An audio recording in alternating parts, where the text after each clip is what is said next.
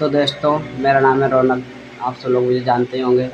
मैं इंस्टाग्राम पे शहरी वीडियो बनाता हूँ, पर अब मैंने आयुष भंडारी को देखकर उनकी तरह ही वीडियो बनाने का सोचा है और मैंने यूट्यूब और इंस्टाग्राम दोनों पे चैनल बनाया है नया, जिसमें मेरे सब्सक्राइबर और फॉलोअर्स भी हो रखे हैं कुछ।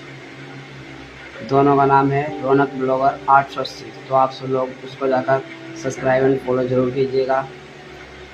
और आयुष भंडारी की जैसी वीडियो बनाने के लिए मेरे पास माइक नहीं है और इतना मेरा बजट भी नहीं है कि मैं माइक ले सकूं।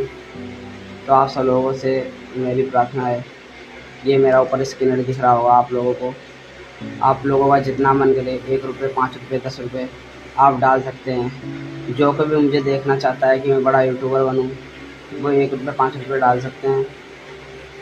और जो कोई भी 1 रुपये, 5 रुपये डालेगा, मैं उसके लिए